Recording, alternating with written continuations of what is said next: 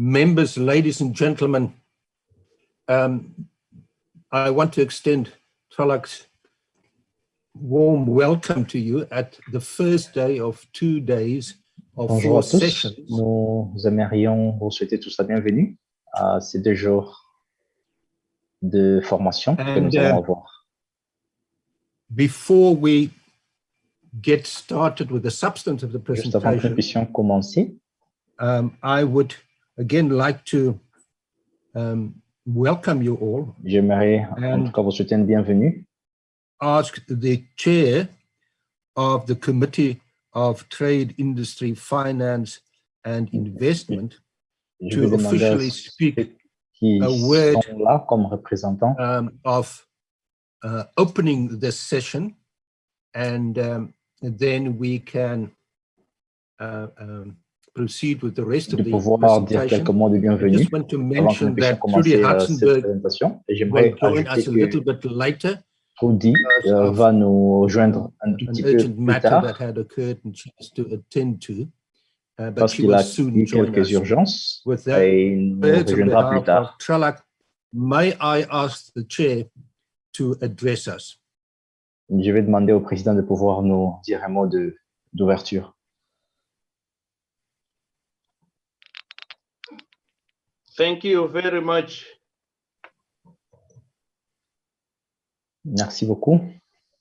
Honorable members of Parliament, Secretary Chers General membres of du Parlement, the SADC Parliamentary Forum, secrétaire du Executive Parlement, Director of the Trade and Law Center, les directeurs de TRALAC, members of staff of the SADC Parliamentary les Forum, membres and de TRALAC SADC et du Forum parlementaire, participants, ladies and gentlemen. Chers messieurs et mesdames, Honor that I welcome you to this training c'est avec un grand honneur by que the je SADC vous Parliamentary Forum in collaboration with the Trade and Law Center. Honorable members, souhaite vraiment une bienvenue à and ces gentlemen, forums. this engagement will be undertaken over a period of 2 days. Messieurs et mesdames, nous allons devoir tenir ces forums pour 2 jours. May 2021.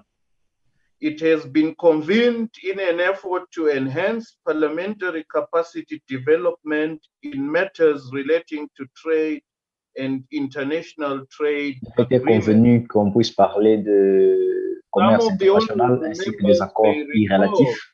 Members of the SADC La Parliamentary plupart d'entre Forum nous, on pourra se rappeler que la plupart des membres du parlementaire ont déjà eu certaines opportunités de pouvoir bénéficier de ces genres de formations organisées par TRALAC en novembre 2020 and interpreting international trade agreements. dans l'interprétation des accords internationaux sur le commerce. Et ces genres de formations se sont avérés très bénéfiques afin d'aider à contribuer à la bonne compréhension des usages dans le domaine et dans les accords internationaux. Distingués participants, notre formation d'aujourd'hui va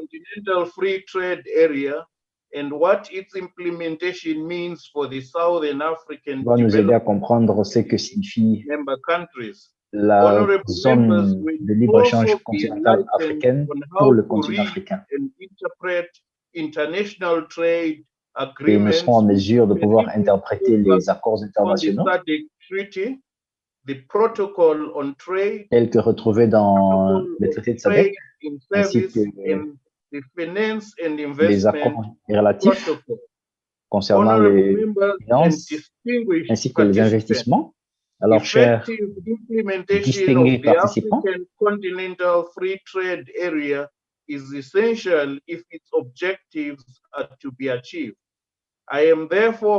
cette formation nous aidera à devoir atteindre ces objectifs. Donc, je devrais aussi vous donner une mise à jour sur l'évolution des accords généraux, sur tout ce qui s'est passé en rapport avec free les trade accords area on the 1st of commerciaux January 2021. depuis sa I mise am en application confident that depuis le honorable 1er members and janvier participants will 2021. benefit greatly from this training, as they will be acquainted with many important issues concerning the African continental trade area and a deeper understanding of interpreting international trade agreements. Cognizant of this, I urge all members to stay focused on the proceedings and to Donc, nous actively encourageons engage à with those tout le monde present qui in est our midst présent in order ici to maximize the benefits for the people we represent. Finally, I wish to take this opportunity to thank TRILAC for providing this training to the SADC Parliamentary Forum. The training is timely and very relevant, especially now that trade has taken a different dimension following the outbreak of the COVID-19 pandemic. The SADC Parliamentary Forum looks forward to many such engagements with TRILAC in the near future. With these few remarks, I welcome you all and I wish the meeting fruitful deliberations. Thank you. Thank you very much, Honorable Chair. You have also reminded us that this is not the first time that we are meeting, and this is not the first time that we are dealing with trade-related matters. Last November 2020, we had a similar type of training session, and at that occasion, we focused exclusively on the content of the AfCFTA documents. Now, what we are going to do today and tomorrow will be related to what is indicated on the screen at the moment, namely the topic for the discussions of these 2 days, making the African Continental Free Trade Area work. What does implementation of the AfCFTA agreements mean for SADC? And very importantly, also for SADC member states. So we will eventually draw a distinction between the extent to which SADC as an organization, a legally established organization with its own legal personality, the extent to which SADC can contribute and will be required to contribute to the implementation of the AfCFTA, and how the individual SADC member states will do so. I am glad that the chair has reminded us of a process here that is continuing over time, and there will be a facility today.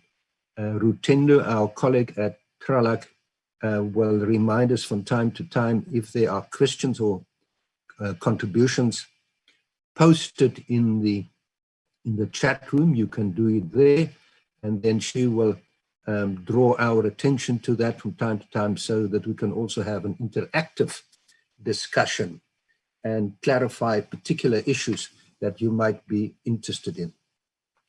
With those words about the aim and objective, let me just say that we will today look at important features of the AfCFTA. We will look at the many legal instruments that form part of the AfCFTA arrangement.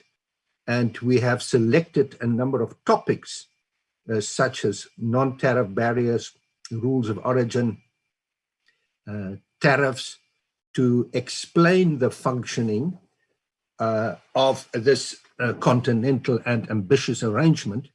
And as the chair has reminded us, officially, there is interim trade under the AfCFTA since the 1st of January this year. This is quite a technical and complex arrangement because the negotiations for the AfCFTA are still ongoing. They haven't been completed. So the AfCFTA, as a free trade area for the state parties that have ratified the agreement, is not yet functioning as originally designed. So we have got interim trade and we've got ongoing negotiations. We will explain all of that, these negotiations for concluding the rules of origin and the tariff offers. These negotiations are scheduled to be completed by the end of June this year. So we will today focus on the AfCFTA instruments, on the interim trade arrangement, on NTB's rules of origin, and then conclude by taking, making an assessment, where do we stand with this process and what is still required. And then tomorrow we will look, as the chair has indicated, we will look at the legal instruments of SADC itself. We will look at the treaty and some of the protocols, protocol on trade, on the finance investment protocol, and we will also look at what is happening in SADC in terms of trade in services. This arrangement, the AfCFTA, is a comprehensive one. It doesn't deal with trade in goods only. It also deals with trade in services. And in the second phase, there will be protocols negotiated and added. And the intention is for that to happen in the course of this year, to add protocols on investment, on competition, and on intellectual property rights. So if we take this vast design into account, it is clear that the RECs, the regional economic communities such as SADC, will play an important role in this overall configuration. And it is important that we clarify that. And that brings me to the final introductory observation. The RECs are the building blocks of the African Continental Free Trade Area. They are not going to disappear. They continue with their own economic integration agendas. And we know that in the case of SADC, that is a vast one. SADC has protocols on many, many related matters, including regional water courses, the environment, policing, gender issues, and so on. So it is important that we provide an overview of a parallel stream of activities. The member states of SADC will, in their individual capacities, also be state parties of the AfCFTA. So they will continue to implement two streams of obligations once the AfCFTA is fully operational. They will continue to be members of this SADC arrangement and of the various protocols of SADC that they belong to, and they will have to implement their obligations that they have undertaken as state parties of the AfCFTA.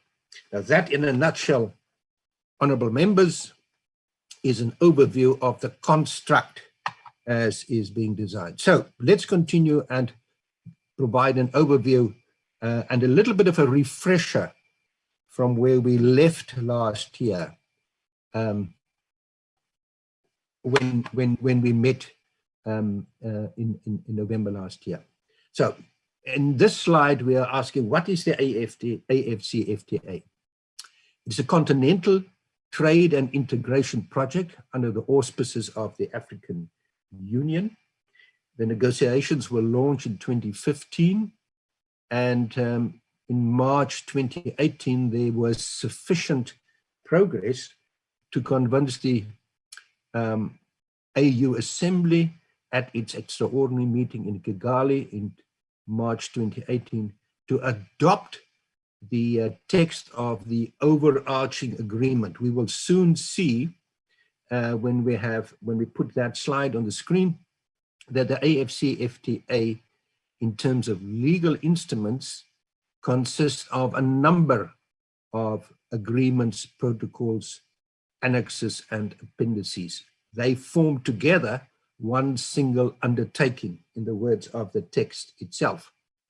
The introduction or the preamble to the AfCFTA agreement mentions the history behind African integration and cooperation and the intention to boost intra-African trade in goods and services through this new endeavor. And that is a very important endeavor because the level of intra-African trade in goods and services is very low.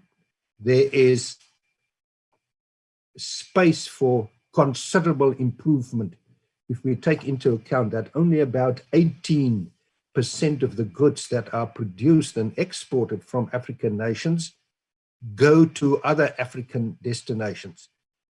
The rest goes to third parties. We are important global traders, importers, and exporters, and this is also an opportunity to remind ourselves that the AfCFTA is not intended to discontinue Africa's integration into the global trading system. Not at all. This is an effort to boost intra-African trade, and in particular, to make it possible for those African state parties to this arrangement that have up till now not been able to trade with each other under preferences, to create an opportunity for that.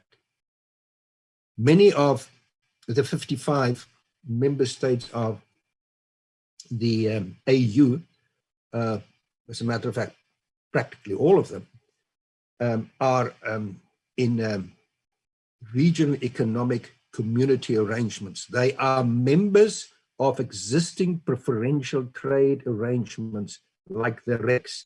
But of course, these RECs have a limited number of members. So the preferences that are extended, for example, to other SADC parties to the SADC Protocol on Trade, those preferences are available under the SADC Trade Protocol only to the state parties of SADC that are members thereof. And that takes away higher tariffs and should also deal with non-tariff barriers. But let's say certain countries in Southern Africa would want to trade with Nigeria. They, as a rule, cannot do so under preferences. They can trade with Nigeria, and that is the present position, under what we call the most favored nation principles and rates of the World Trade Organization. Practically all African states are also members of the WTO, the World Trade Organization. So what the AfCFTA will do, honorable members, is it will provide for preferential trade in goods and services under a regime that will be continent-wide, so that if in future, my example of countries in Southern Africa want to trade with Ghana and Nigeria and other ECOWAS states, they can do so under a new preferential regime.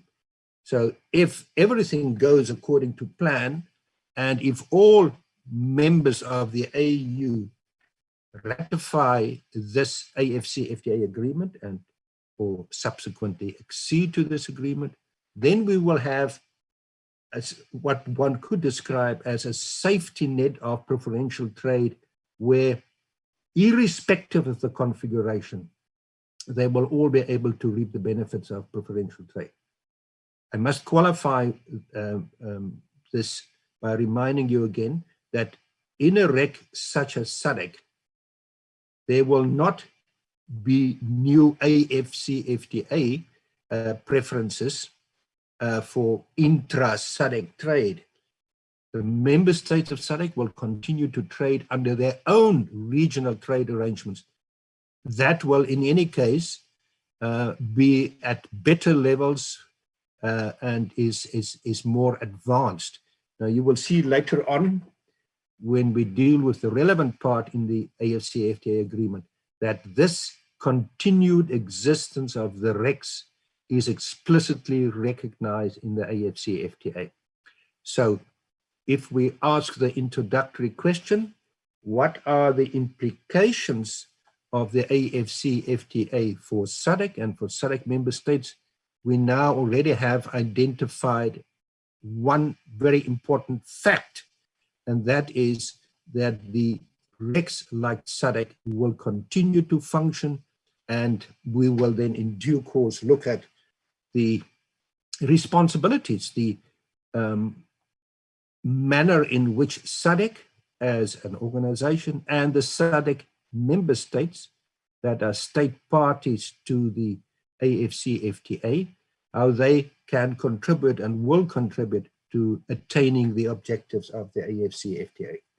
That in a broad canvas is a picture of the institutional design and intention.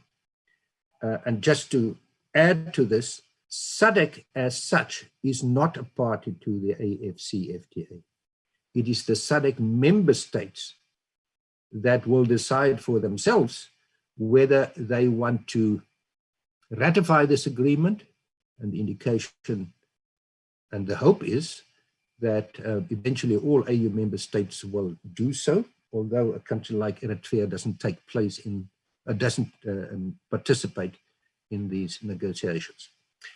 So the AfCFTA is an initiative of the African Union, but the AfCFTA will have its own institutions. We will come to that later. The AfCFTA, for example, has a secretariat which is headquartered in Accra, and that secretariat is already up and running and it is quite active. So we have an exciting development here in terms of the structures of African cooperation and integration. And that is that we now, for the first time, have a continent-wide trade regime in the form of a free trade area, not a customs union.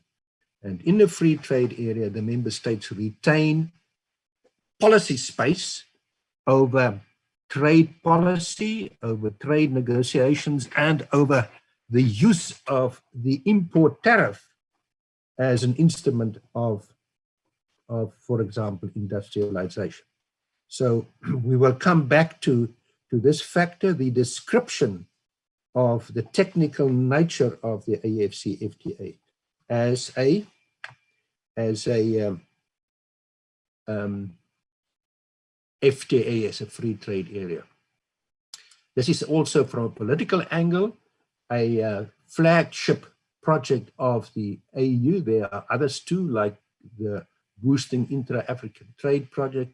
There's one on industrial development, one on infrastructural development, free movement of persons, trade facilitation, and so on.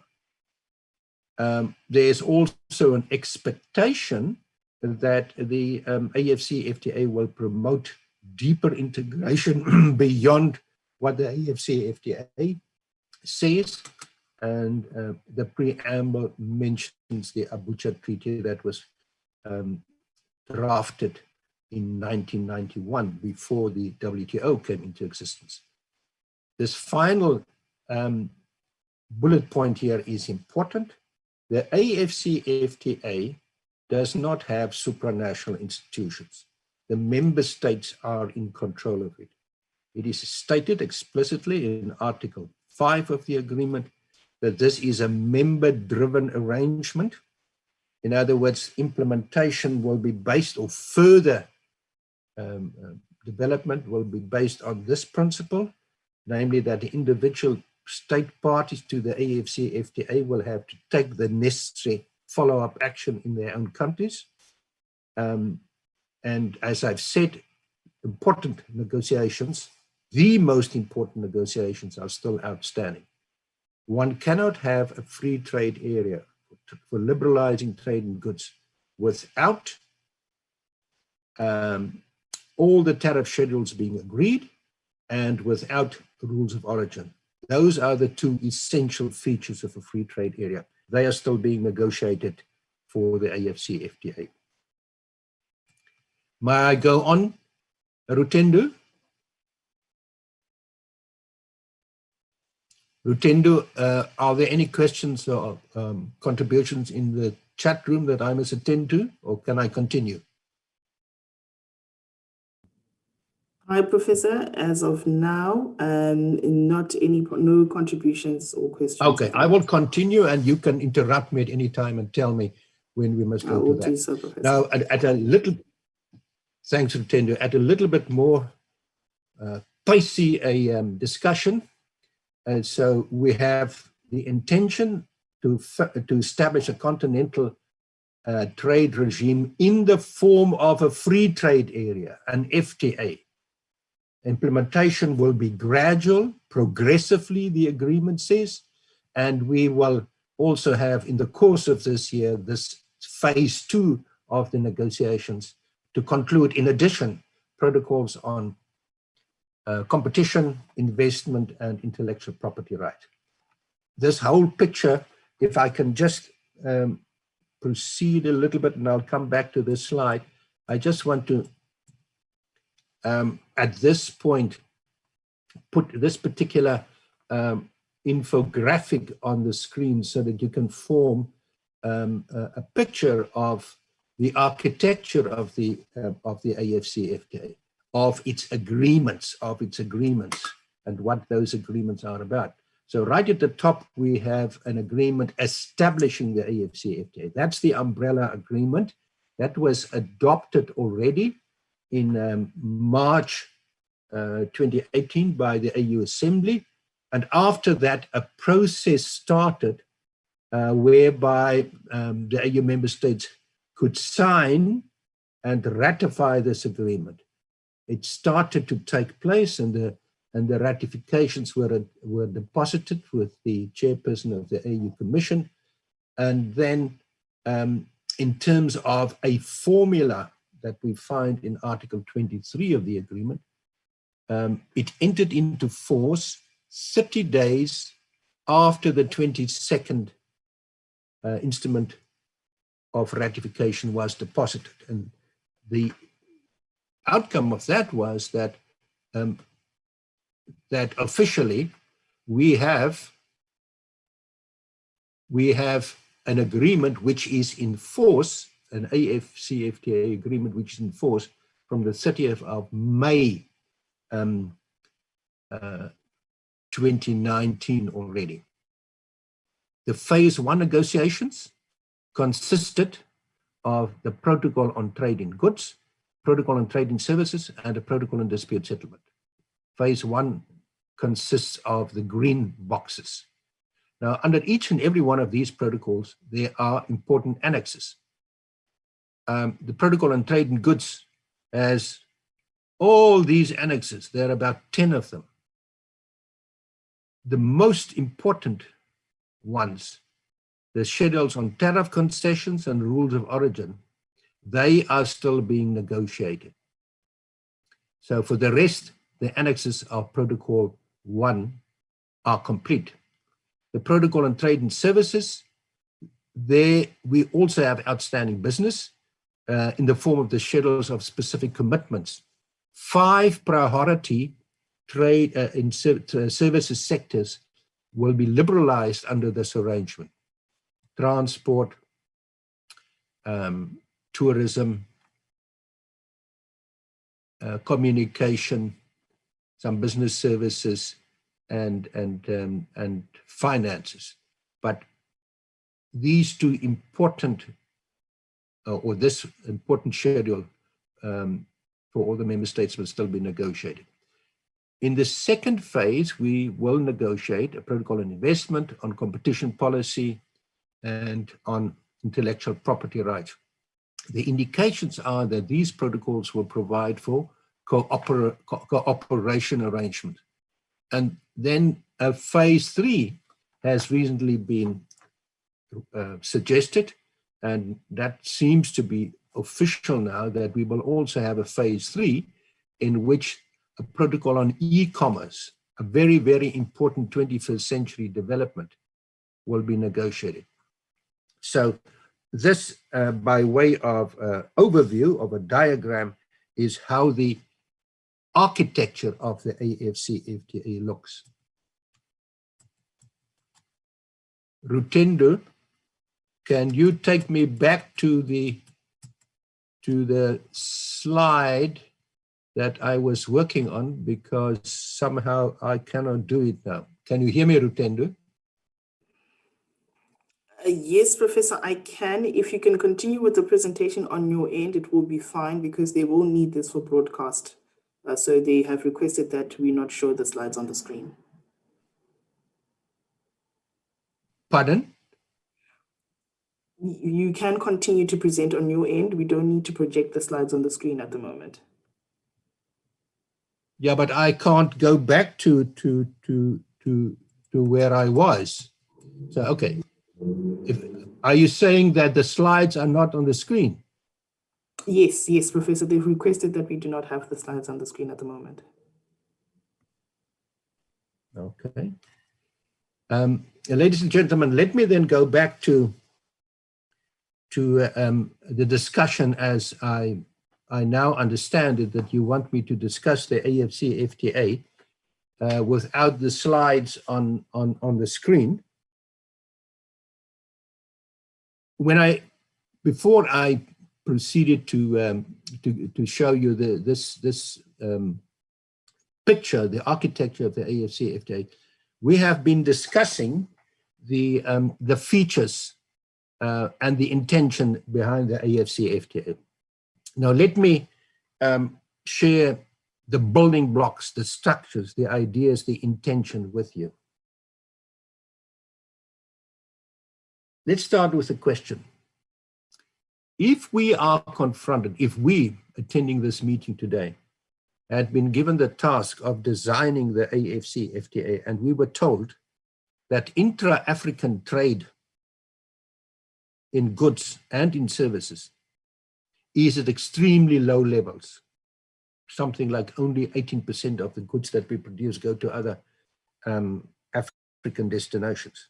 And we were given the task of designing something that can deal with this problem. What would we have done? Well, I assume we would have done the same thing. We would have started with a logical investigation and ask ourselves, what is preventing intra-African trade? Why is trade in goods and services at such a low level? And then after we have identified all those obstacles, the reasons for the low level of trade, then we will answer we will deal with those problems. What prevents intra-African trade from being boosted? Theoretically, it's high tariffs. Secondly, it could be what we call non-tariff barriers. Non-tariff barriers are barriers to international trade, to the movement of goods across borders that make that process costly, or that result in blockages. We all know, and we've seen often in the media, the pictures of the long queues of trucks at border posts and the long delays at intra-African border posts. So generally, we will be able to say, okay, if we can lower the tariffs, reduce the tariffs on intra-African trade in goods, if we can improve the trade facilitation, that is the term that is used for what happens at borders, then we can remove some of the obstacles. But the follow-up question is, how do we do that? How do we lower the tariffs? And how do we improve border governance? How do we improve trade governance in order to take away, to deal with a high level of non-tariff barriers? How will we do that? The answer that is given in the design of the AfCFTA is to start with the reality of the continent existing of 55, and we also add in this figure some island members.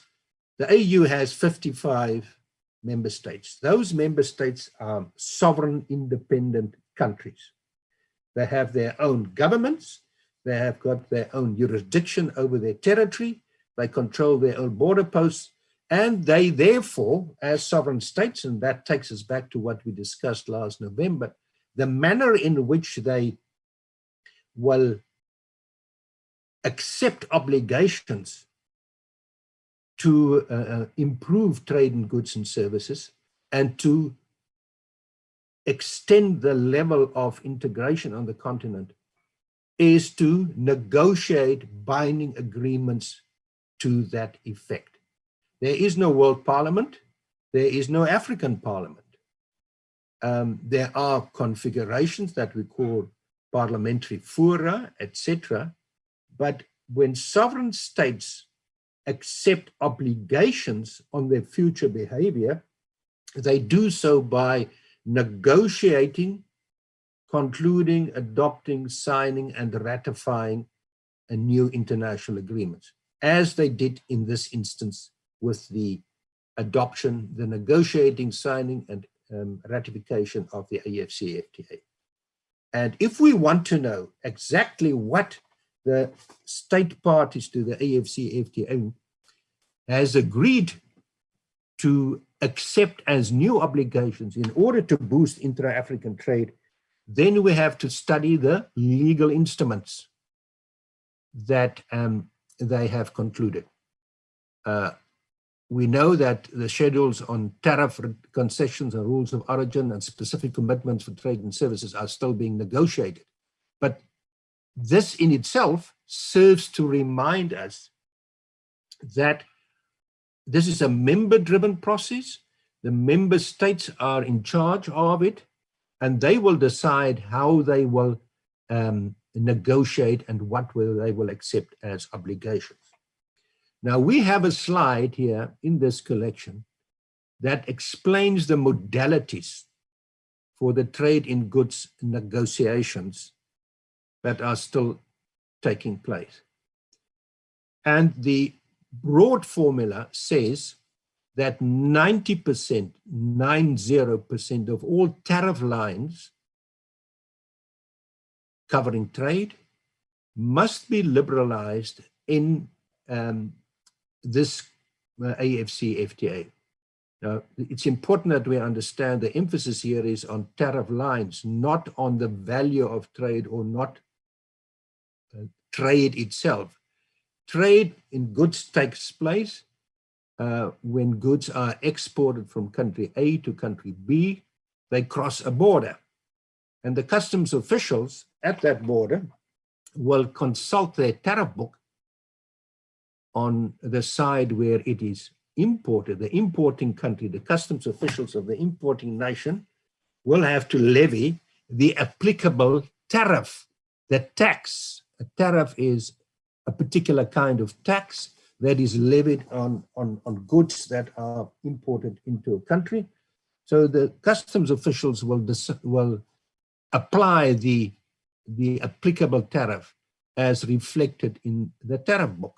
So once everything is done under the AfCFTA, one of the tasks of the member states of the AfCFTA will be to update their tariff books and to insert a new column for the AfCFTA.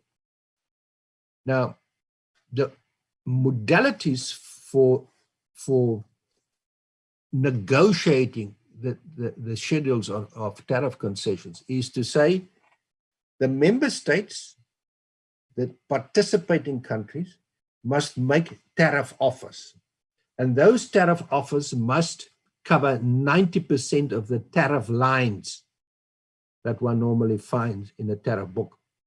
Now, it's important that we emphasize the trade intra-Africa does not necessarily take place in all those thousands of tariff lines. There are many, many of them in which there are where no trade is taking place, either because we're not manufacturing those goods when they are sophisticated equipment or machinery, for example, or we export particular goods to third parties outside Africa. 90% of tariff lines must be liberalized within a reasonable period of time.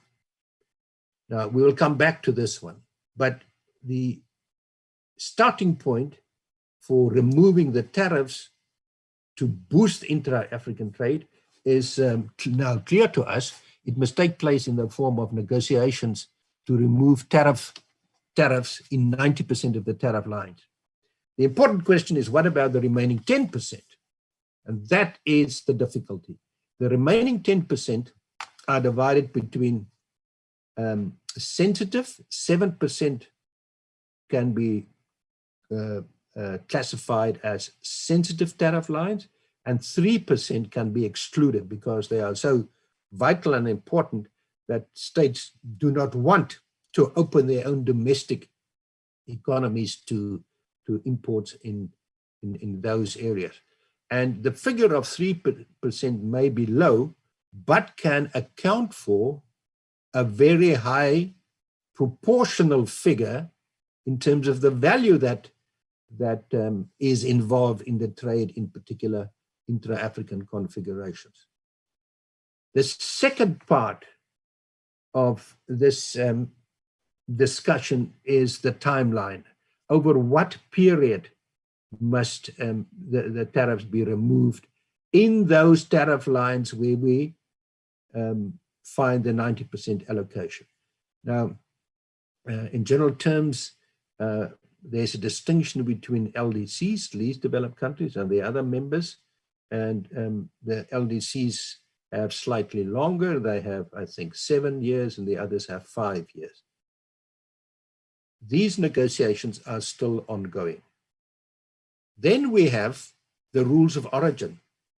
The rules of origin are extremely important technical descriptions and identification of goods that must also be decided in order to make sure that only the goods that qualify under the rules of origin will be entitled to the low or the zero tariff.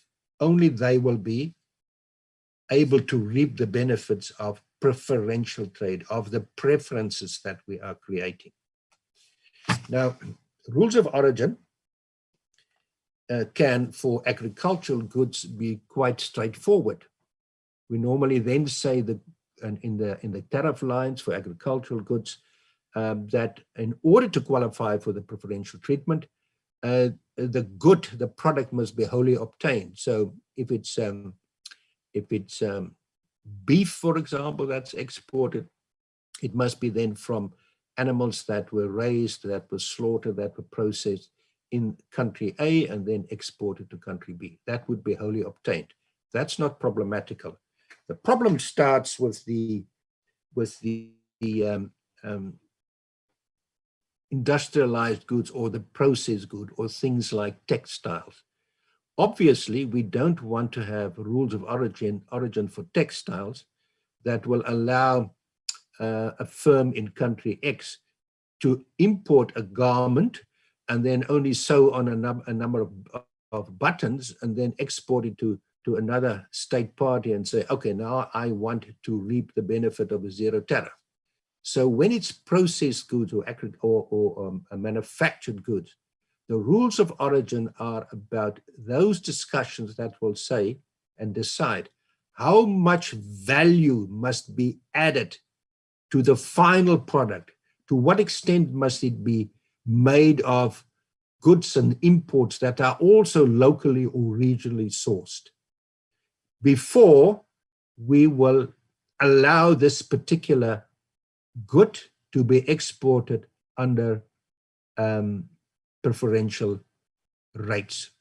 Now, the rules of origin must be negotiated. And that is why there is, if you look at this box here with annexes to the Protocol on Trade and Goods, we need an annex on the rules of origin. We need detailed rules as part of this legal arrangement to allow the customs officials to identify correctly the goods entitled to preferences.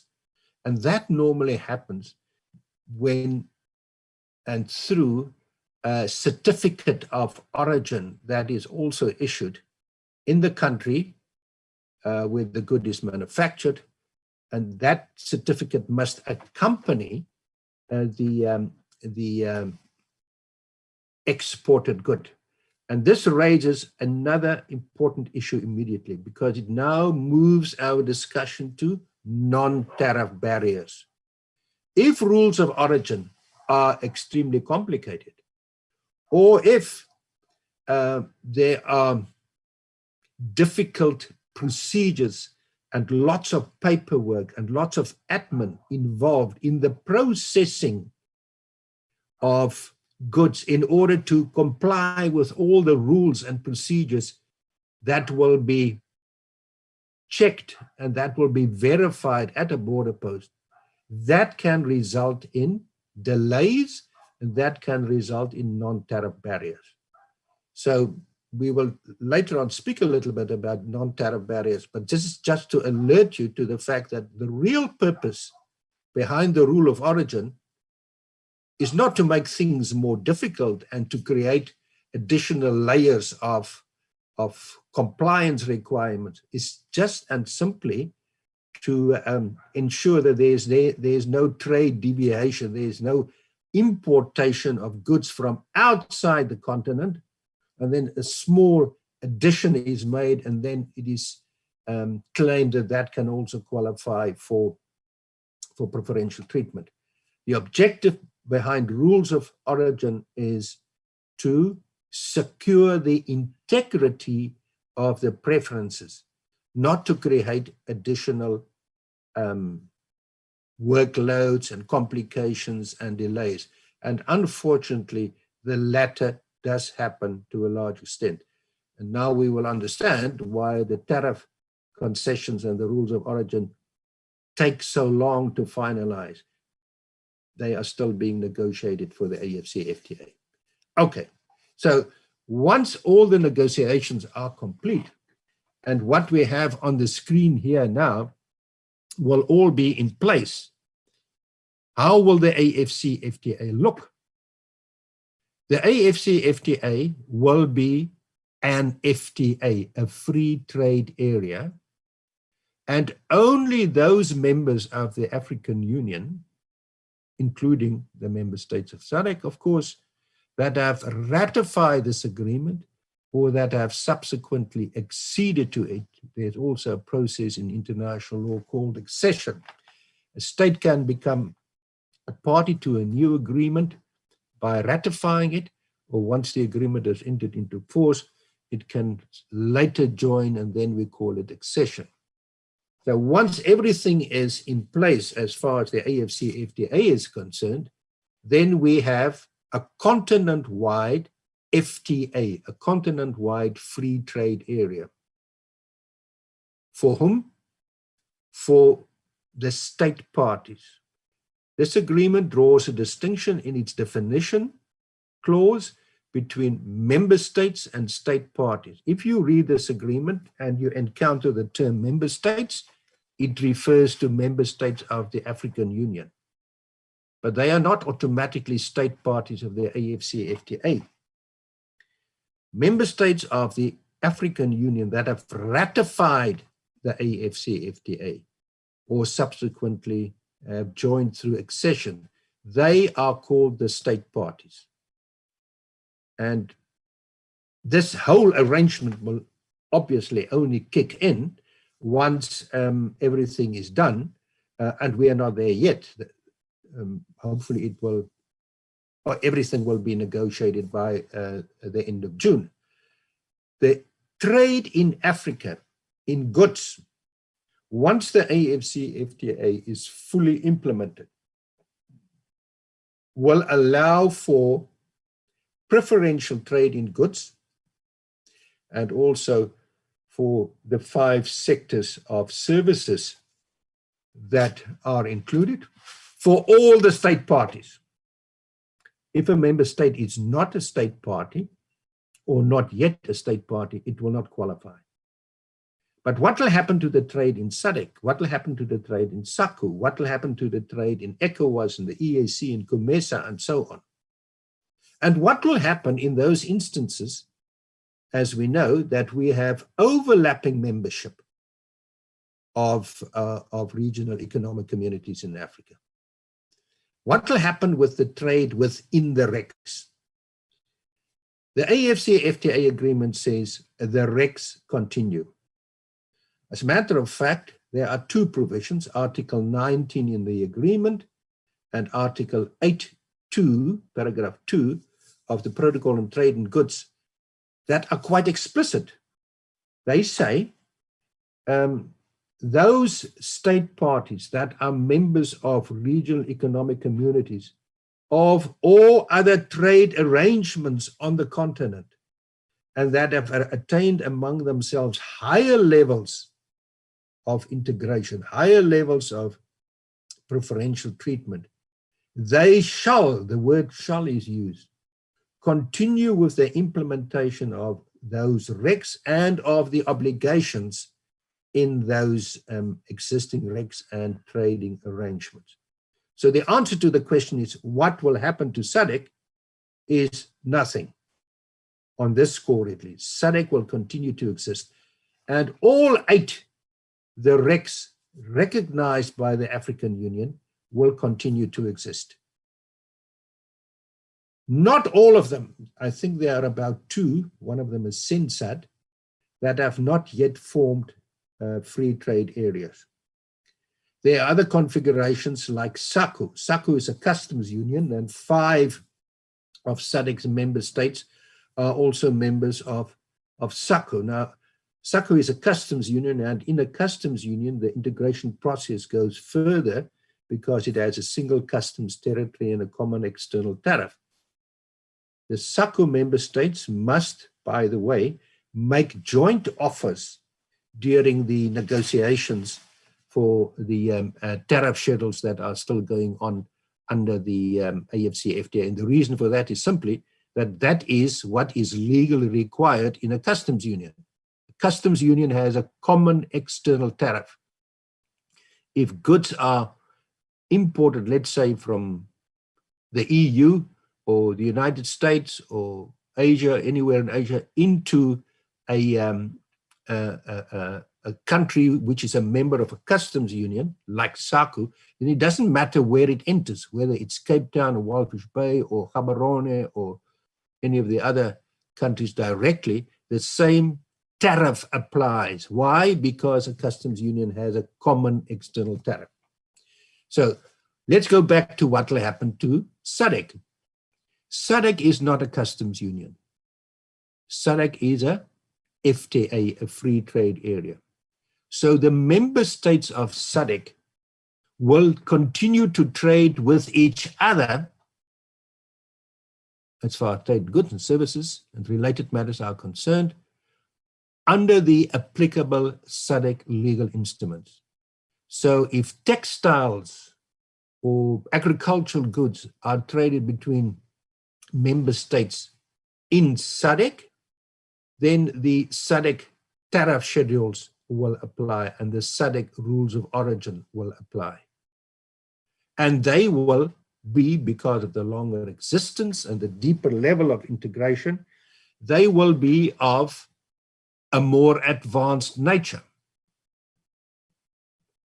All the RECs, all 8 of the RECs will thus continue because that is the formula that has been adopted under the AfCFTA.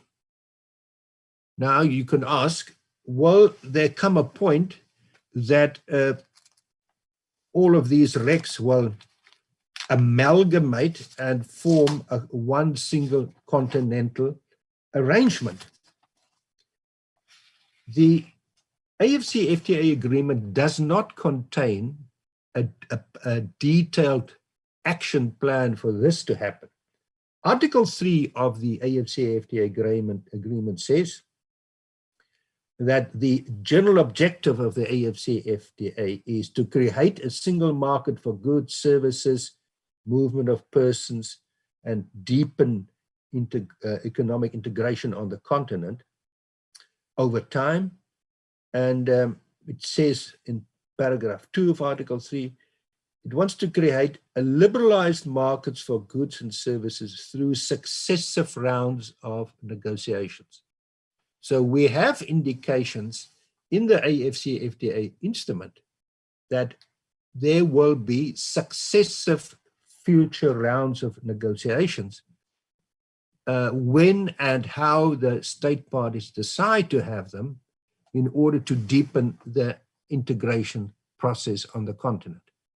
So for the time being, we have a game plan, and the game plan draws a distinction between the RECs on the one hand, and not only the RECs, but also other trading arrangements. And these other trading arrangements will, of course, include things like SACU. And there are one or two other customs unions on the continent too. So the game plan looks like this. We have all the schedules in place eventually. We have all the rules of origin in place. We have all the lower tariff schedules in place. Now the goods can start moving. But that might be somewhat misleading. At present, goods keep moving. It is not as if trade will wait, trade on the African continent, till this AfCFTA is completed. We are trading with each other in any case, as we've been doing for decades. What the AfCFTA will add will be rules and preferences and principles to allow countries on the continent that presently do not belong to the same REC and do not trade under preferential rates. Let's go back to my example of countries in Southern Africa trading with countries in ECOWAS. They will now continue their trade under a preferential regime. If apples are exported at the moment from South Africa to Ghana or to Nigeria, as they are, that trade does take place. There's a lot of trade taking place between Southern African countries and ECOWAS countries. But the trade takes place under the MFN rates of the WTO. So if the apples are exported, let's say from South Africa to Ghana, and they arrive there on the other side, the rate, the duty that will have to be paid on the imported apples will be a high duty. It will be the MFN, the general tariff that applies all over the world. Once the AfCFTA kicks in, then it will be possible to export apples from the region where I live to consumers in Ghana under the lower tariffs of the AfCFTA. And that will be the advantage. The advantage will come in the form of providing for preferential trade benefits, preferential rates all over the continent among at least those countries that become state parties. If a country does not sign up and does not ratify and does not become a state party to the AfCFTA, then of course this benefit will not accrue. But there's a clear level of political support behind the AfCFTA, and it is assumed that all AU member states will join. If the apples that I've referred to are exported from, let's say, South Africa to another member state in SADC, let's say they're exported to Zimbabwe or to Malawi or whatever other member state you can think of, then the apples will go in terms of the already existing tariff schedules of SADC. And I don't know what the tariff is on apples, but I assume it will probably be zero. Now, let me just add a little bit of a complication. If South African apples are exported to Tanzania, what rate will apply? Well, Tanzania is also a member of the EAC. Tanzania is one of those countries that falls in this category of overlapping membership. Tanzania is a member of the EAC, which purports to be a deeply integrated regime, and it is a member of SADC. This results in technical problems and complications and legal uncertainties, but that is how we practice these matters on the continent, and it may be useful to remind you that there is a provision in Article 3 of the AfCFTA agreement saying that one of the general long-term objectives behind this arrangement is to resolve the challenges of multiple and overlapping memberships and expedite the regional and continental integration process. So we now have answers to my question, or to the question that I posed. How long will the AfCFTA exist in its present format? And what will it do in order to move forward a continental integration development? And as I've said, the answer depends on what the state parties will decide. There is the possibility that they can do so through successive rounds of further negotiations eventually. And in the process, they will also have to do something about overlapping membership. Now, who takes this decision? Who takes this decision? That brings us to another topic for this morning, and that is to discuss the institutions of the AfCFTA. The AfCFTA provides for the following institutions, and they are called the Assembly, the Council of Ministers, the Committee of Senior Trade Officials, and the Secretariat. They are the first order institutions of the AfCFTA. The Assembly refers to the Assembly of the African Union. Now, the Assembly of the AU consists of all the member states of the African Union, not the state parties of the AfCFTA. There will presumably be, and for some time at least, member states of the African Union that are not yet state party to the AfCFTA. So how do we draw a distinction between the Assembly of the AU and the Council of Ministers of the AfCFTA? Now, the agreement says clearly that the Assembly, which is the highest decision-making organ of the AU, not of the AfCFTA, of the AU, shall provide oversight and strategic guidance on the AfCFTA. That is its function. You'll find that in Article 10. And it can also provide interpretations of the agreement if requested to do so by the Council of Ministers. Note that all these institutions take decisions on the basis of consensus. And that is very important. It means that if there is no consensus because some member states object, then we will have to go back to the drawing table and work out a compromise. Otherwise, there can't be a decision. And that is another safety valve. That is another important feature of the AfCFTA. The most important institution of the AfCFTA, and that is where decisions about future developments will be made, is the Council of Ministers, mentioned in Article 11 of the AfCFTA agreement. Now, it consists of the ministers of trade or other ministers designated by state parties of the state parties. So the state parties will control this arrangement, the AfCFTA, just as they are controlling SADC through the council. So this body will be responsible for taking decisions about, and Article 11.3 says, the effective implementation and enforcement of this agreement.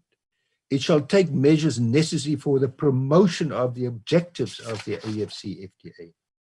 It can even make regulations. It can call on the other institutions to report to it. It can consider requests and reports. But it shall only meet twice a year in ordinary session and may meet as and when necessary in extraordinary sessions. Now, at the moment, the Council of Ministers still meets quite frequently and deals quite extensively with outstanding work to finalize all the tasks still outstanding in respect of the establishing the AfCFTA. The Secretariat in Accra is frequently convening virtual meetings of this body, the Council of Ministers responsible for trade, in order to adopt decisions about the outstanding negotiations, decisions about rules and procedure of bodies that must still be established and given procedural frameworks and so on. So there's a lot of preparatory work still to be done. And that is why this Council of Ministers is a body, is quite active at the moment. But eventually, when everything is done and everything is in place, the provision here says it will normally meet twice a year and it will take decisions on the basis of consensus. Now, this body is supported and helped by a committee of senior trade officials, and the senior trade officials are the senior trade officials responsible for trade in the state parties, like principal secretaries or DGs or whatever we call them. And this committee of senior trade officials shall implement decisions of the Council of Ministers and shall report to the Council of Ministers and shall monitor and keep under constant review the functioning and development of the AfCFTA in accordance with the provisions of this agreement. And right at the end of Article 12, we find an interesting last paragraph. And this is part of the answer to the question, how do the RECs and SADC fit into this scheme of things? The RECs are not parties to the AfCFTA agreement, but this last paragraph in Article 12 says, the RECs shall be represented in the Committee of Senior Trade Officials in an advisory capacity. Now, when one reads something like this, you must normally expect that this is only a first statement and that there will be further provisions and further detail on how the REC shall be represented in the Committee of Senior Trade Officials. But once they are represented there, what will they do? Will they be able to bring agenda points and take initiatives and make proposals? Article 12 doesn't yet tell us. So we will have to wait and see what comes from this particular connection. So my answer to you is, although the RECs are not in their own right parties to the AfCFTA, they will continue to exist. They will continue to administer their own business. And sometimes their business goes way beyond trade and goods. The last time I counted, SADC had, I think, more than 25 protocols. And these other protocols deal with very important matters in the life of SADC, about political issues, peacekeeping, gender issues, energy, water, industrialization, and so on. So SADC is obviously a well-advanced and in many ways a sophisticated arrangement. And now what is added to its plate is the fact that it will indirectly be involved in pursuing and promoting the objectives of the AfCFTA. But that development, as I've said, seems to be solely for the responsibility of the Council of Ministers. That is the highest body that can take these decisions. The Secretariat is explained in Article 13, is active and is doing a lot of preparatory work at the moment and will probably also evolve, because the final roles and responsibility of the Secretariat, Article 13 says, must still be determined by the Council of Ministers of Trade. Okay, that then to happen. So what have we done now? We have now explained again the intentions behind the AfCFTA, its institutions. We've mentioned that not all the work is completed. We have explained the functioning of the institutions, the most important institutions, and we have confirmed that the regs will continue to exist. Now, let me just add a little bit of information about institutions.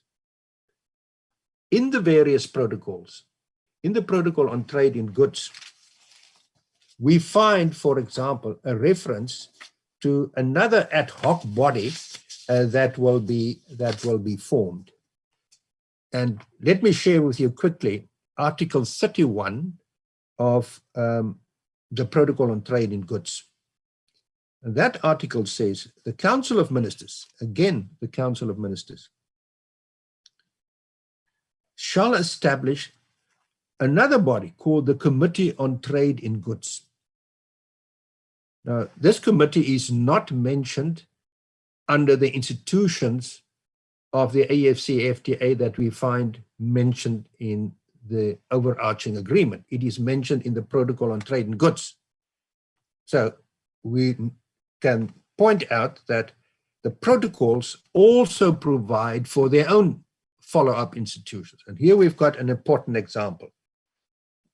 Under Article 31 of the Protocol on Trade in Goods, there will be a Committee on Trade in Goods established by the Council of Ministers, which shall carry out such functions as may be assigned to it by the Council of Ministers. To do what? To facilitate the operation of this Protocol on Trade in Goods and to further its objectives. And this Committee on the Trade in Goods may then establish subsidiary bodies as it considers appropriate for the effective discharge of its functions. So we have a second tier of what I called ad hoc technical bodies. Where do we find them? We find them mentioned in the protocols, and we find them also in the annexes. There, for example, if you look at the annexes that we have on the screen, right at the bottom there is an annex on trade remedies, which will be very important. That is where the remedies for unfair trade practices, for subsidized imports, and for upsurges in the importation of goods will be found, basically reflecting WTO principles. But this is where anti-dumping, countervailing, and safeguards will be addressed. The majority of our countries on the continent do not have well-established mechanisms for trade remedies within their national systems. So that will have to be established, and they will need assistance. How will that take place? There will be a technical committee or a body on trade remedies, and the Secretariat has been given a task to assist member states with capacity building, the Secretariat of the AfCFTA, technical assistance. There will be a committee between all the state parties on SPS matters, on technical barriers, on NTBs, on trade facilitation, on customs cooperation. All of these annexes will provide for, and already do provide for, another lower, more focused technical institutions or structures. And where will their members come from? They will come from the officials of the state parties. They will not be permanent organizations or institutions. They will meet from time to time. And how will all of this be coordinated? By the AfCFTA Secretariat. So I hope this makes it clear that there will be quite a detailed continental structure, and that the Secretariat will be the only permanent institution, and it will have a wide range of responsibilities to keep all these institutions functioning and running and to pull in the same direction. Now, this brings us then at the end to some other questions to be asked that we have put on the agenda. And we have in the set of slides for this morning some detailed information on infographics to show to you how the whole continent is subdivided into recs and how these recs trade amongst themselves, and how and where the benefits will lie when it comes to the preferences that will be the new preferences that will be provided for under the AfCFTA. We also have some detailed information on the negotiations that are still going on. And let me then say a few words about two outstanding issues. What has happened, or is supposed to happen, from the 1st of January this year under the so-called interim trade regime of the AfCFTA. Now, on the 5th of December last year, there was a meeting in Johannesburg, extraordinary meeting of the AU Assembly, where it was decided that despite the outstanding negotiations, trade in goods should start among the state parties on the 1st of January this year. But that can, of course, only happen if countries are what is called are customs ready under this arrangement. So only those state parties that are customs ready could be involved in interim trade. That is now trade from the 1st of January till that moment, which hopefully will be the end of June, when the real final agreements will set in. So what does it mean to be customs ready? Well, a country must have updated its tariff book. There must be official information in its tariff book that will allow its customs officials to know what tariff to apply and what rules of origin to check. So that presupposes follow-up work in the individual state parties. Then it must also be, what is further required is that it is stated that the trade will take place in terms of the modalities adopted for negotiating tariffs. Those modalities refer to the 90% and the 7% and the 3% categories that I mentioned earlier. And there must be tariff offers. The trade will take place in terms of the tariff offers on a reciprocal basis. So we have a number of requirements and features in respect of the December decision. Trade can start on the 1st of January, provided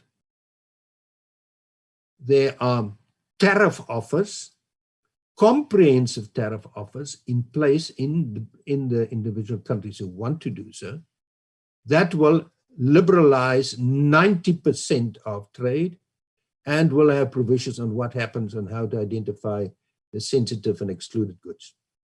It must be on the basis of reciprocity.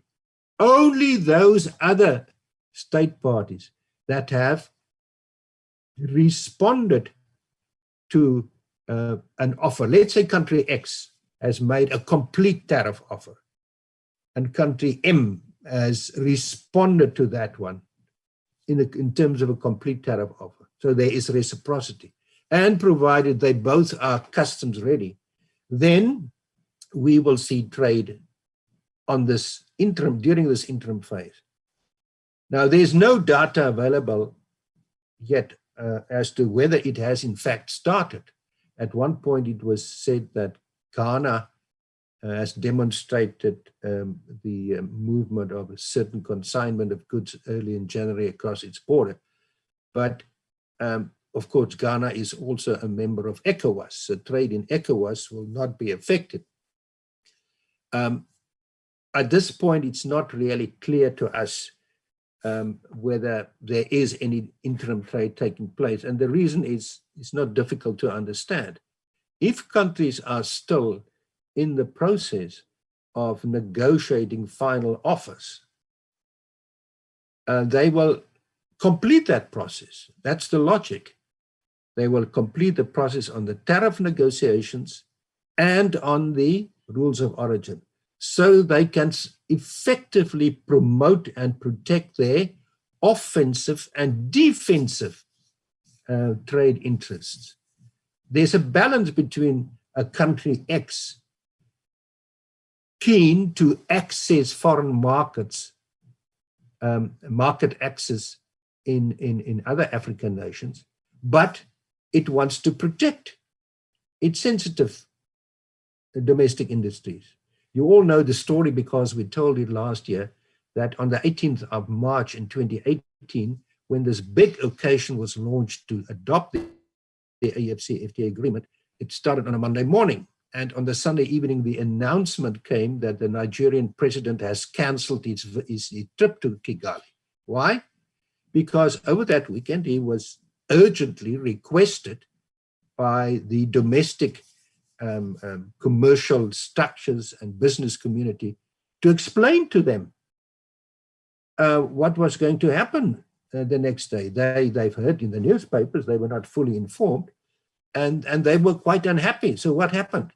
Nigeria canceled its participation because this very important and sensitive issue, that trade negotiations are about a balance between offensive and defensive interests. It's a dramatic thing to open up your borders for 90% of tariff lines of goods exported under 90% of tariff lines. And okay, it's theoretically possible to say, yes, but we have a safety valve in terms of the 7% sensitive and the 3% excluded.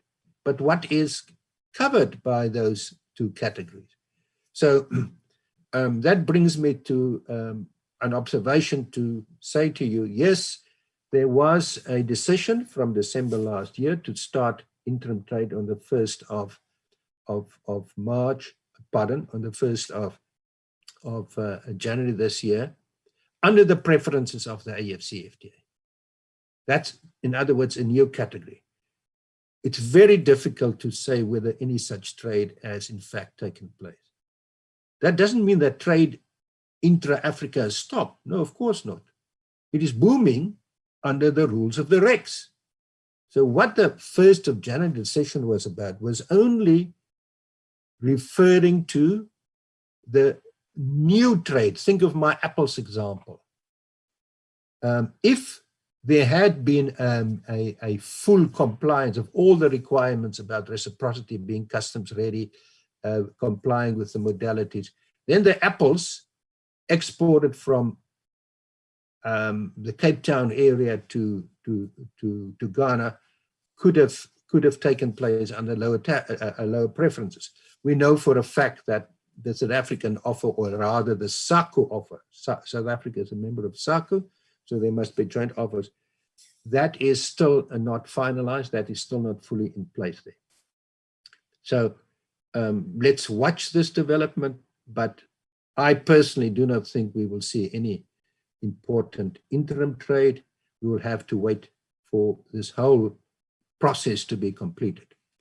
And then the final set of slides of this morning's presentation deals with NTBs.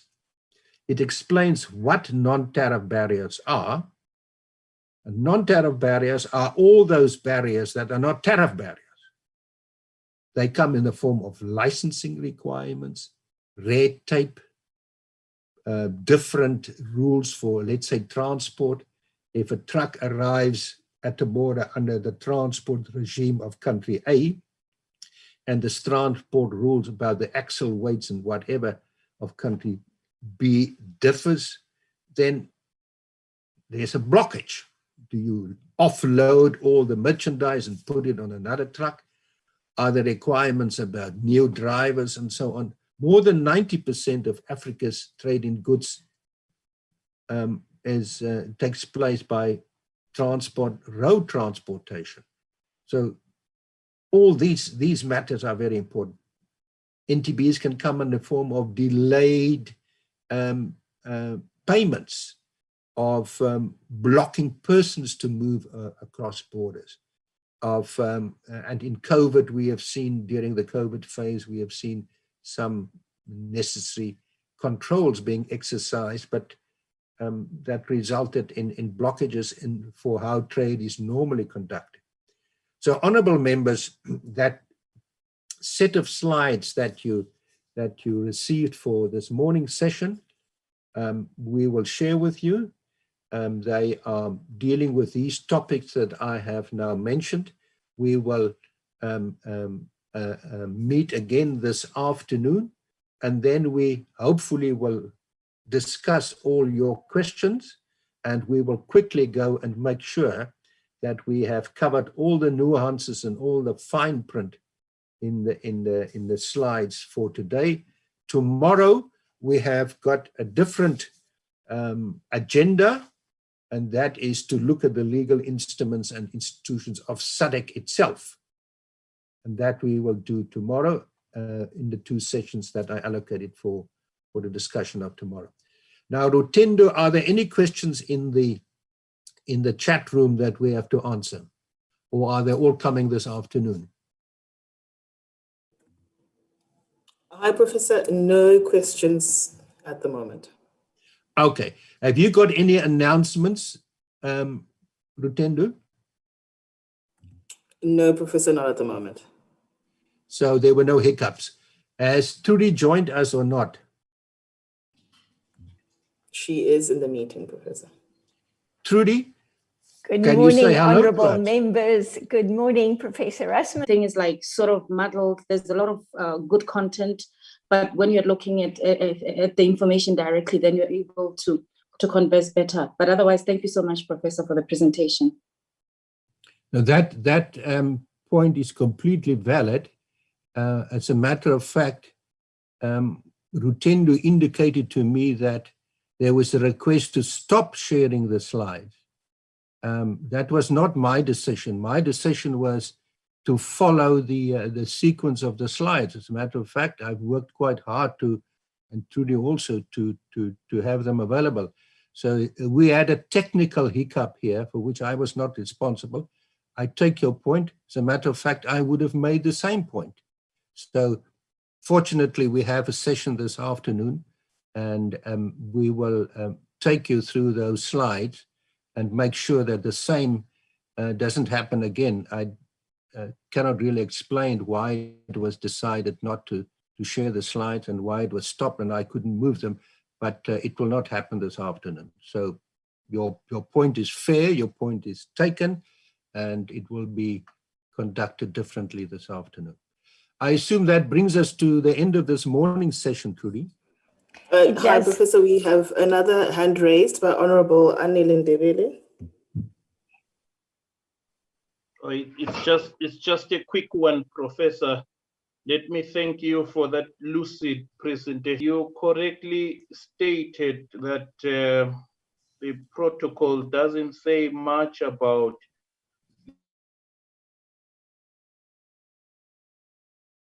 what you envisage will happen to the REX when the AfCFTA is in fully fleshed force.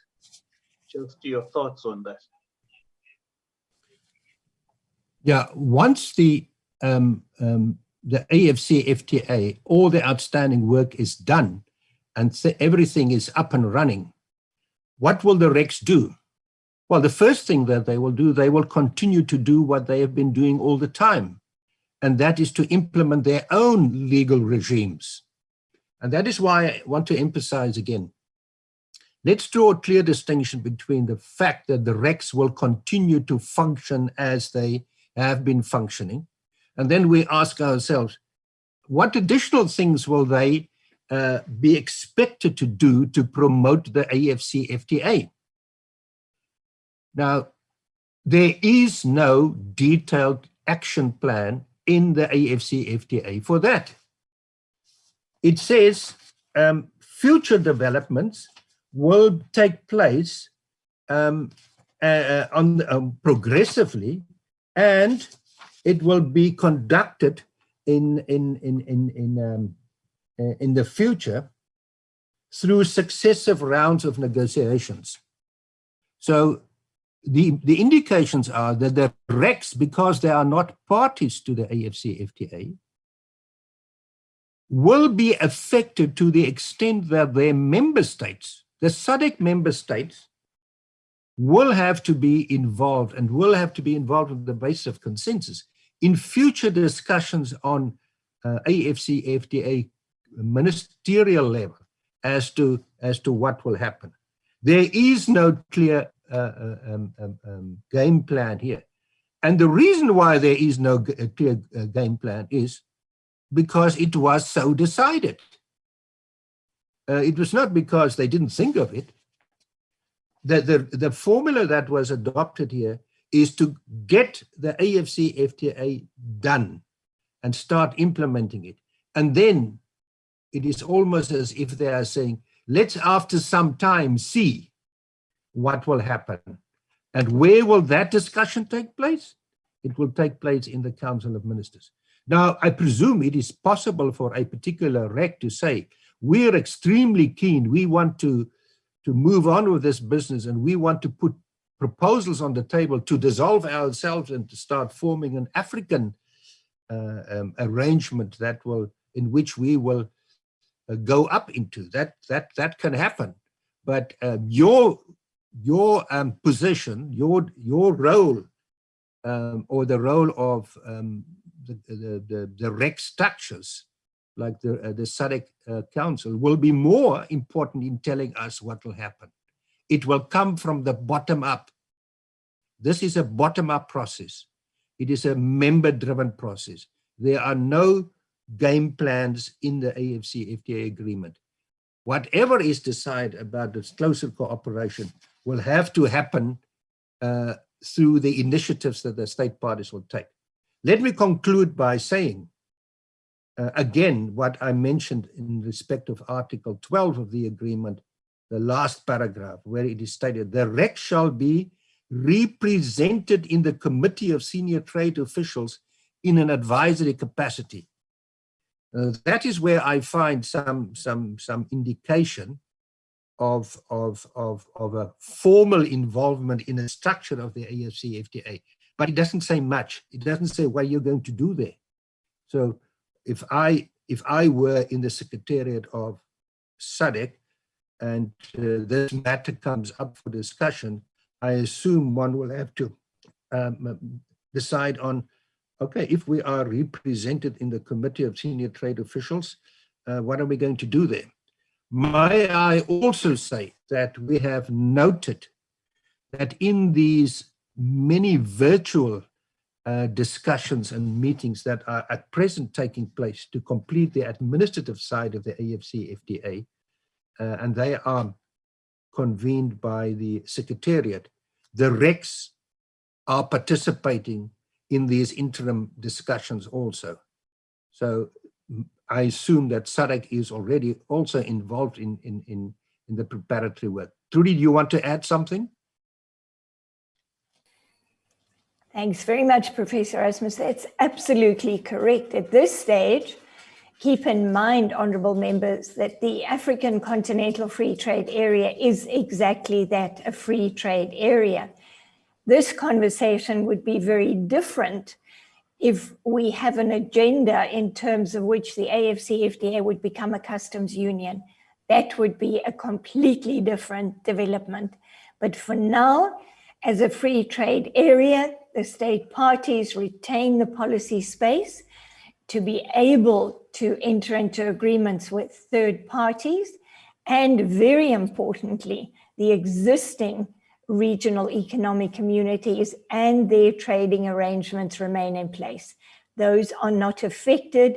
They exist in terms of their own legal instruments, and the AfCFTA does not change that. So they will exist side by side, and we will be trading those state parties under the AfCFTA. The ones that have ratified the agreement will trade with parties with whom they are currently trading under the rules of the World Trade Organization.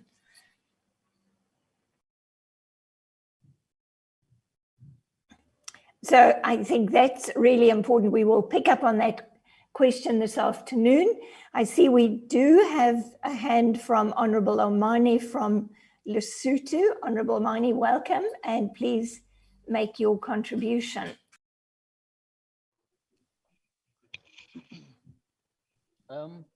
Good morning, Your Excellencies, Professor Erasmus and Madam Trudy, and honorable members and the Secretariat staff. I would like to pose two questions.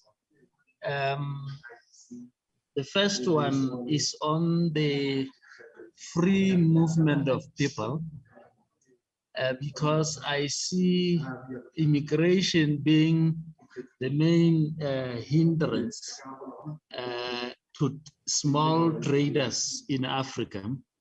And Professor mentioned that free movement of people is one of the objectives of the AfCFTA. And I wanted to ask how far the continent is on this one. The second one is on the REX. We are aware of the challenge, and it has been mentioned several times, of the overlapping membership and its challenges. And I realize that this AfCFTA will exist back to back with the other free trade areas.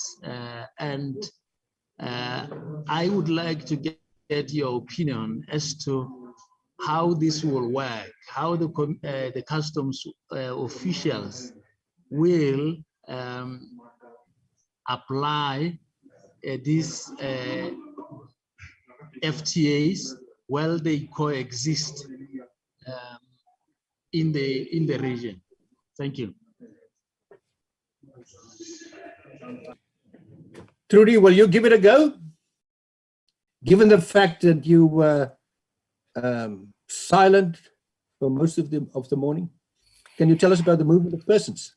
Yes, Honorable Omani, you would recall that the protocol on the free movement of persons was also presented for signature, and it was adopted in March 2018 alongside the agreement establishing the African Continental Free Trade Area.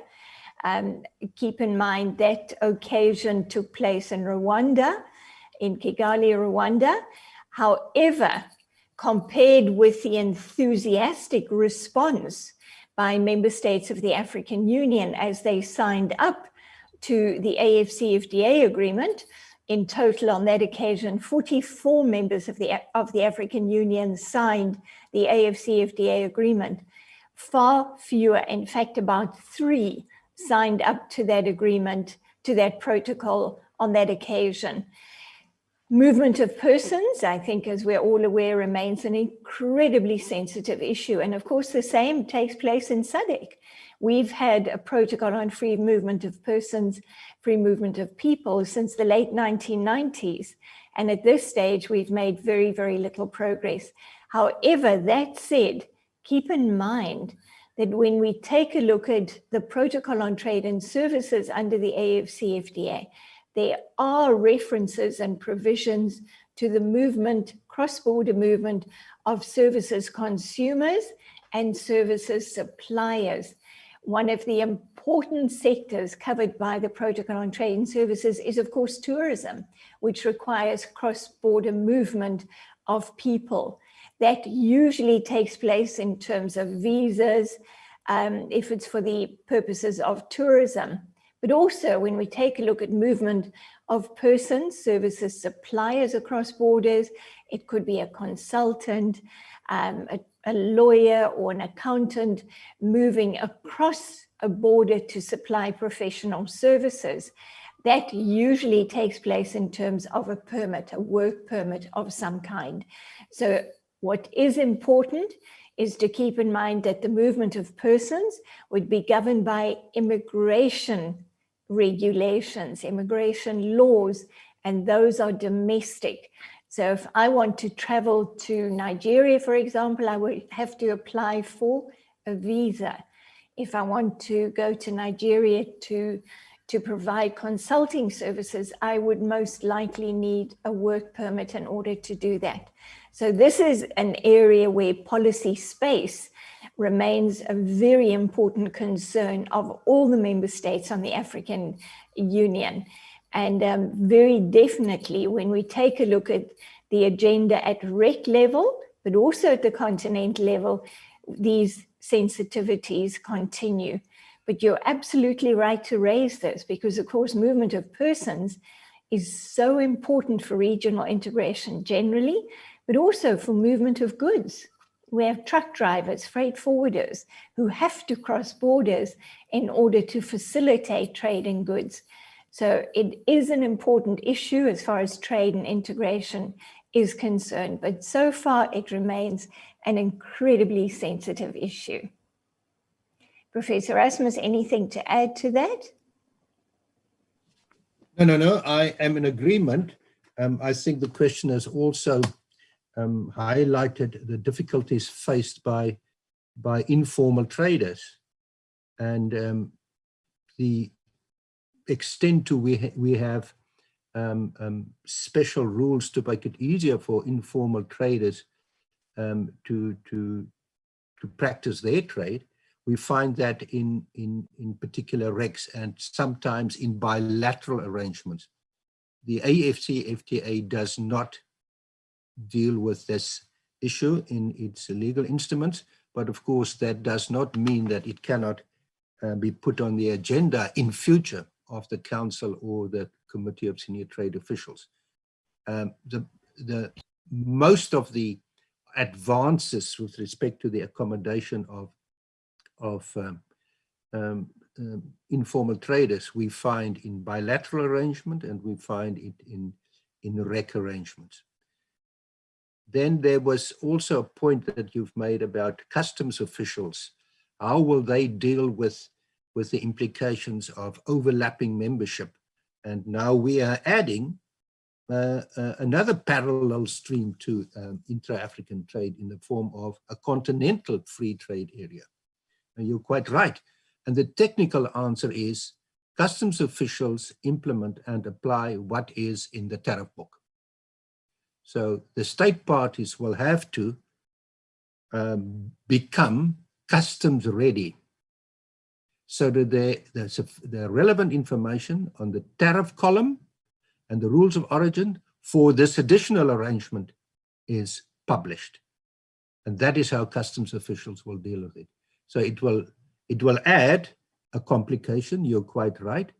And the technical answer to how dealing with that is bring the customs documentation, bring the relevant laws, and in particular the tariff book up to speed. It could, of course, then have an implication on trade facilitation and the speed at which we clear all these border procedures, but that is the technical answer. Trudy, anything to add? That is an extremely important part of implementing a free trade area. And Honorable Amani, you're absolutely right. You can imagine the challenge that customs officers will face when they have to clear consignments of goods across the border. And they're faced with a very complex tariff book to take a look at what the applicable tariffs are. And of course, under preferential trade, those tariffs are only available if the rules of origin are complied with. So the rules of origin certificates, the documentation will have to be checked, and then identification of the applicable tariff is facilitated. So this is a complex process with a number of overlapping membership arrangements, and therefore different columns in the tariff book and different rules of origin. And for some products, of course, those can be quite complex. So it is complicating customs and border management functions. There's no doubt about that. Honourable members, I think that brings us to the end of the discussion. Hi, I see we have one more question from Honourable Quinta. They're asking, the AU lacks the necessary financing. Who is therefore paying for the implementation of the AfCFTA?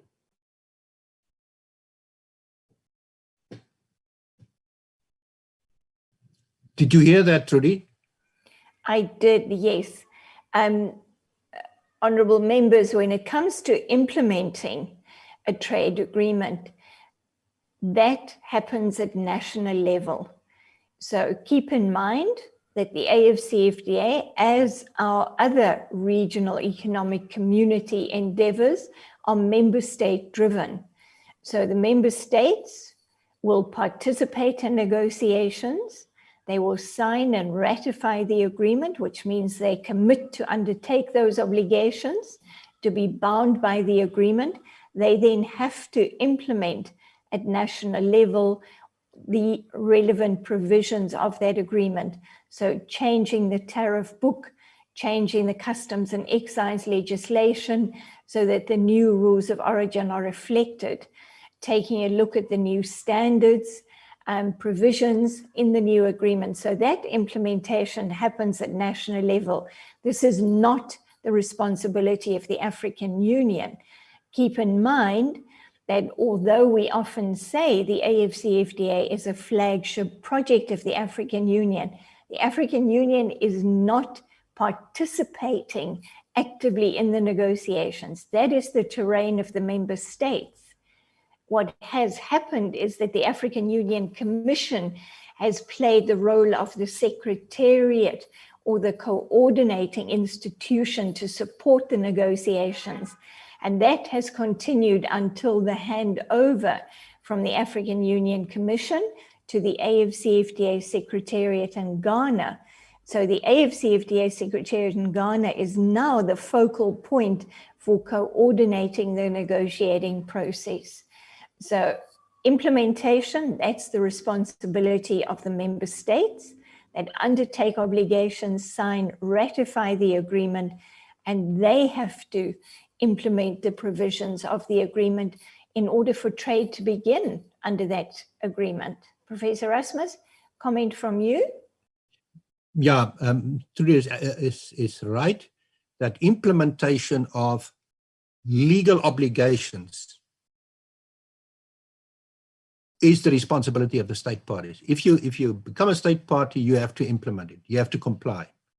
And if that has financial implications in terms of domestic administration and more customs officials and so on, then it is indeed the responsibility of the state parties.